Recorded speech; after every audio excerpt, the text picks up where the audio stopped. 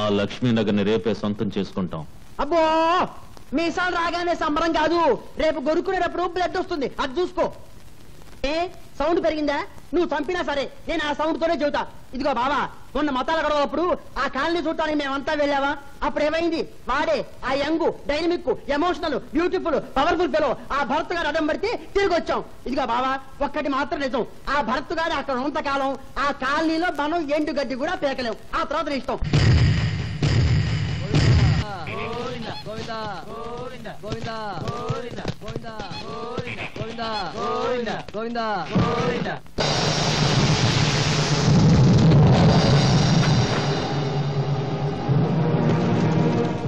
అన్నయ్య వాడిని చూడు, వాడే ఆ రోజు నాన్న దగ్గరకు వచ్చింది. ఏంట్రా సనుగుడు? మీ అయ్యను వల్లకాటికి పంపింది నేనే. ఇప్పుడు మీ ఇద్దరిని మీ అయ్యకు తోడు పంపడానికి వచ్చాను. మీ పీనుగుల బూడిద మా కాళీ గారికి కావాలంట. అది ఒంటికి రాసుకుంటేనే గాని అన్నం నీళ్లు ముట్టనని ప్రతిజ్ఞ చేశారు. ఇక్కడే మీ చితికి నిప్పంటిస్తాను. అలాగే ఆలస్యం ఎందుకు కానీ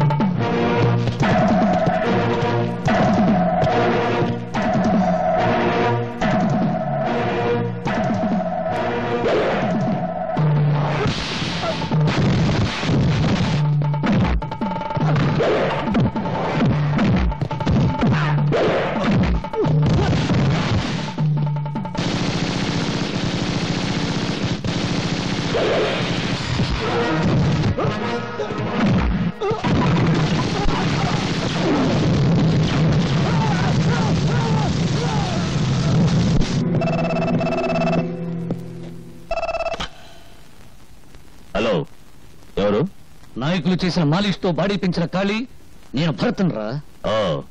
నువ్వా? నా బూడిద నీ ఒంటికి రాసుకోవాలని నీ వాళ్ళని పంపావు.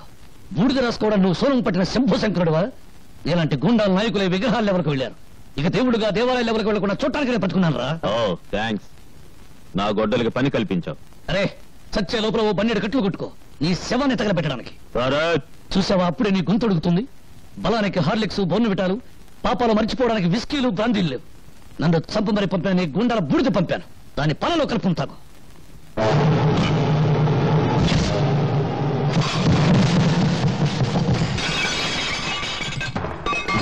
భరత్, నిప్పుని మింగాలని చూస్తున్నావు. నీళ్లలో కలపడానికి కూడా నీ బూడిద మిగలకుండా చేస్తాను. ఉట్టిగుడ్డు కరుపులు ఎక్కువ. రేయ్, నా తండ్రిని చంపిన కసి దాచుకున్న గుండెలు నావి. నీ పాపం ఆకాశానికి ఎత్తకుండా, నీ దుర్మార్గం నేనం తక్కకుండా నిలువున నేను. ఏంటయ్యా వాడెంత గట్టిగా ఉంది, ఎలా తినాలి? ఏంటి బాబు, ఎలా తినాలి? ఎలా తినాలా? ఇలా తినాలి. సాంబార్ అంటే గుర్తుగా ఉంది, మనుషులు అగితేనా?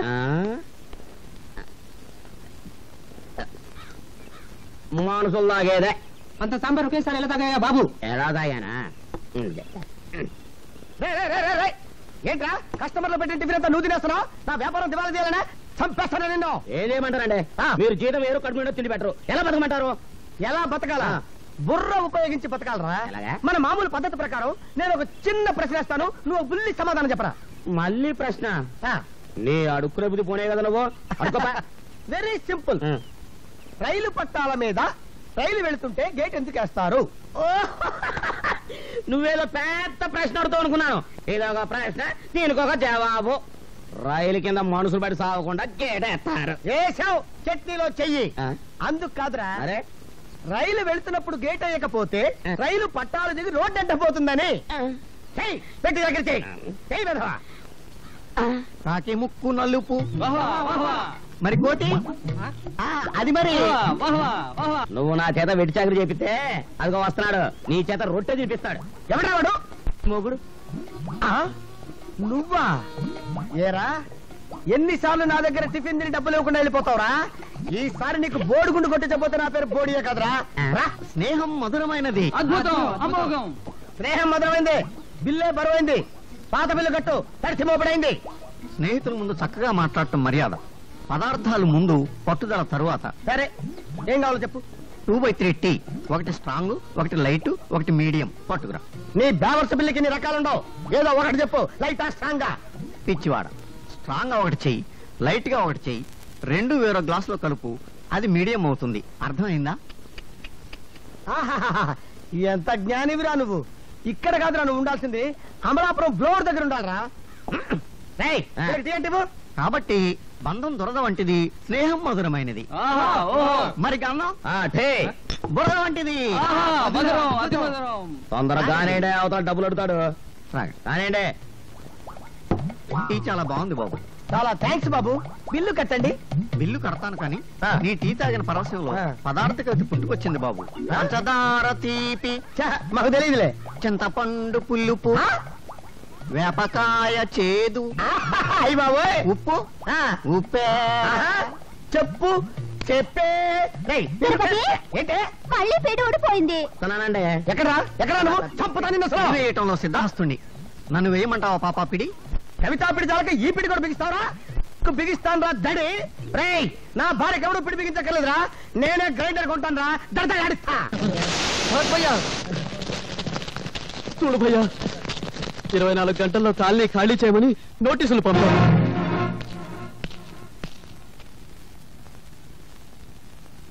చట్టం వాళ్ళకు అనుకూలంగా ఉంది. అంటే మీ నాన్న లక్ష్మీనగర్ ను ఖాళీ కమ్మేశాడు. వాడు పచ్చి మాంసం తినేవాడు, ఎంతమందిని పొట్టను పెట్టుకున్నాడు, ఎన్ని బ్రతుకులు అన్యాయం చేశాడో అందరికీ తెలుసు. భరత్ భయ్యా, వాడికి భయపడి మనందరం దిక్కులని వాడడం కావాల్సిందే. మాట్లాడు భయ్యా, మాట్లాడు భయ్యా. మోసం. లక్ష్మీనగర్ డాక్యుమెంట్లు నా పేరును కాకుండా మీ పేరును రాయించుకుంటారా? ఇది అన్యాయం, నేను ఒప్పుకోను. తుపాకీకి తుప్పు పట్టిందేమో చూసుకుంటున్నారా మగడా? అయినా వెరైటీస్ గల్లు బావ పేరుతో ఉంటే ఒకటి, మన పేరుతో ఉంటే ఒకటినా? బావ మాత్రం పరాయోడా? మనలోనే సోషలిజం లేకపోతే ఇంక దేశానికి ఏం తెస్తామయ్యా? రేపు గనుల్లో అవుతాం, వెరైటీస్ పడుద్ది, ఓట్లు వస్తాయి. కాళీగారు మనకి ఎలక్షన్ ఫండ్ ఇస్తారు కదా, ఓట్లని ఎమ్మెల్యేని కొంటావు, నేను సీఎంని. నేను ఎలాగో ఉప ముఖ్యమంత్రిని. ప్రమాణ స్వీకారం కాగానే ఆంధ్రప్రదేశ్ పదం నీ ముందరేసి గన్లు ఎక్కడున్నాయో గుర్తు పెడతాం, తవ్వుకో. నీ ఓపిక బావా? ఆడ తప్పితే చా బుద్ధ విగ్రహం మీద ఒట్టు. భరత్, చావును వెతుక్కుంటూ వచ్చావా? చచ్చే వాళ్ళు ఎంతమందో లెక్క చూడడానికి వచ్చాను రా. ఏంట్రా కలుస్తావా? కలుసరా. ఒక్క బీడీ కలిస్తే నాకు తగ్గుస్తుంది. మనుషుల్ని బీడీల్లో కలిసే నువ్వు మాత్రం ఏ రోగం లేకుండా శివు పొందలే నిగడగలాడుతున్నావు. కలుసరా. శభాష్. ఆహా, ఆ ధైర్యం చూస్తుంటే నాకు ఆంధ్రకేసరి మావయ్య గుర్తుకొస్తున్నాడు అయ్యా. నీలాంటి దేశభక్తులు చూసినప్పుడల్లా నాకు రోమాలు లెక్క పడుచుకుంటాయా అబ్బాయా? పగలో పార్టీ, రాత్రికో పార్టీ, చంకల్లో దూరేవాడివి, అటు ఇటు కానివాడివి, రాజకీయ బృహన్నలవి. నిక్కపడవడానికి నీకు రోమాలు ఎక్కడున్నాయరా? కాళ్ళు నాకడానికి 4 తప్ప. రిగ్గింగులు చేసి వీడు, బెడ్డింగులు మార్చి నువ్వు నాయకులైపోయారు. ఇండియాకు ఒకవైపు హిమాలయ పర్వతం ఉండబట్టే బ్రతికిపోయింది, అటువైపు కూడా సముద్రం ఉండి ఉంటే ఇండియాకు తాడుగట్టి విదేశాలకు అమ్మేసేవారు జిల్లాల. మురిగ్గుంటను కాలిపారు, కంపులేసింది. తేల్చండి, ఆనందించండి. లేచింది కంపు కాదురా, కడుపు మంట. ఆ మంటల్లో మిమ్మల్ని తగలేసే రోజులు దగ్గర పడ్డాయి.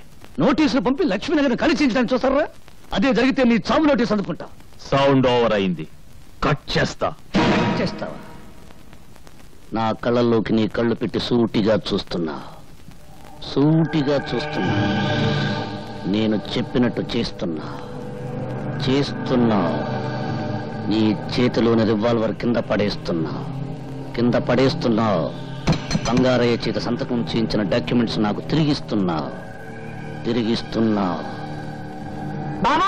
మధ్యలో అడ్డుపడ్డ వాళ్ళ దవడ పగలగొడుతున్నా.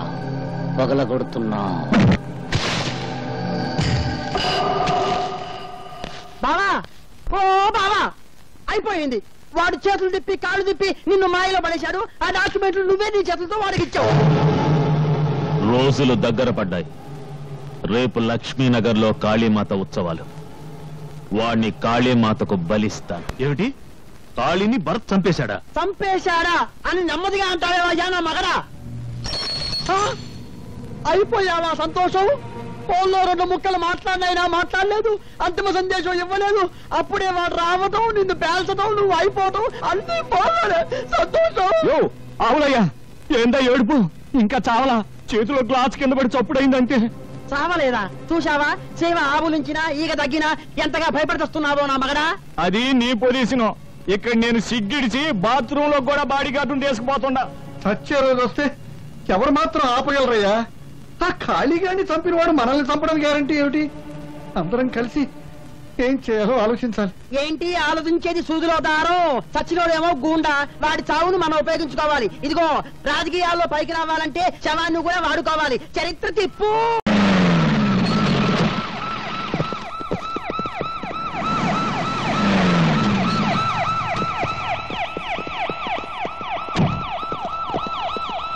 మొత్తం 50 మంది ప్రజానీకానికి నమస్కారాలు. ఇంతకీ ఇసం ఏందంటే, ఒక పేరు మోసిన గోండాని ఒక విప్లవకారుడు చంపేశాడు. అదే మమ్మల్ని కదిలించింది. ఆ గోండా వల్ల ప్రజానీకం ఎన్ని బాధలు పడ్డారు, ఎన్ని కష్టాలు పడ్డారో మేము స్వయంగా చూశాం.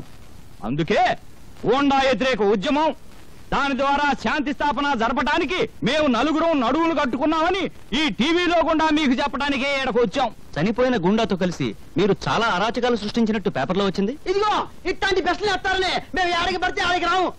కోడిగుడ్డు మీద ఈకలు దిగుతారు బాబా ఇల్లు. ఇదిగో నిజం చెప్పాలంటే ఆ పేపర్లో వచ్చినంత పచ్చి అబద్ధం. ప్రజానాయకమైన మమ్మల్ని అడ్డం పెట్టుకుని ఆ రౌడీ గారు బతికాడేమో గానీ ఆ రౌడీ గారికి మాకు ఎట్లాంటి సంబంధాలు లేవు. భూదేవి మీద ఒట్టు. నువ్వు చెప్పే సంతోషం బాబా మన ప్రజలకి.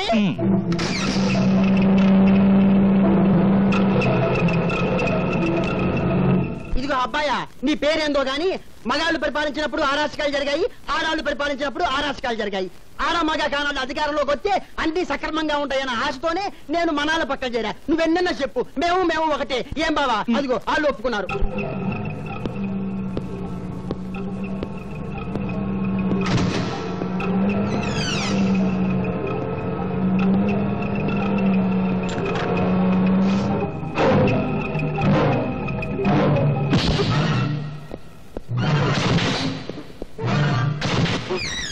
రౌడీ చనిపోయిన దగ్గర నుంచి మీ వెంట పోలీసులను పెట్టుకు తిరుగుతున్నారు.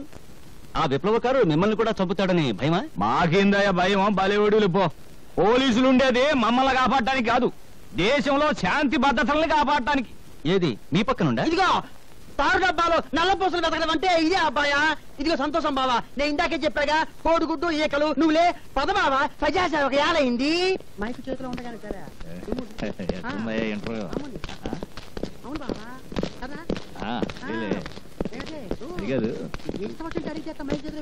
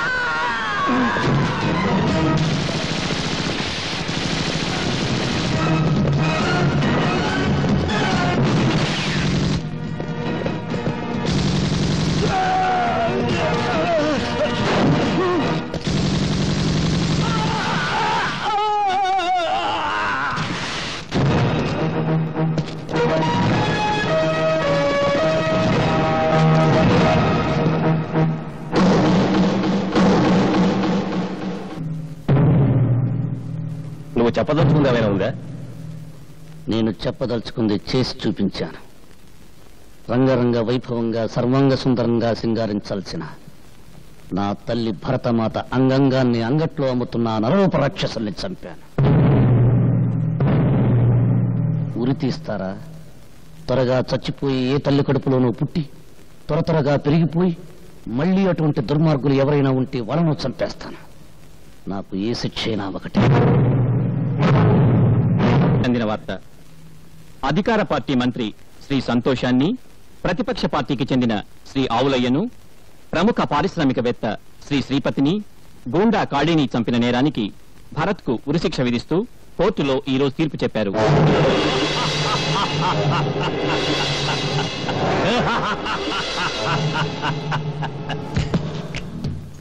చచ్చిన వాళ్లలో నన్ను లెక్కేసి వాడికి ఉరిశిక్ష వేశారు. పవరు పర్సనాలిటీ ఉన్నవాణ్ణి నన్నెవర్రా చంపేది? నేను రాచపీనుగా ఒంటరిగా పోను. భరత్, నీ చావు చట్టం అమలు చేసే ఉరితో కాదు, నా రివాల్వర్తో.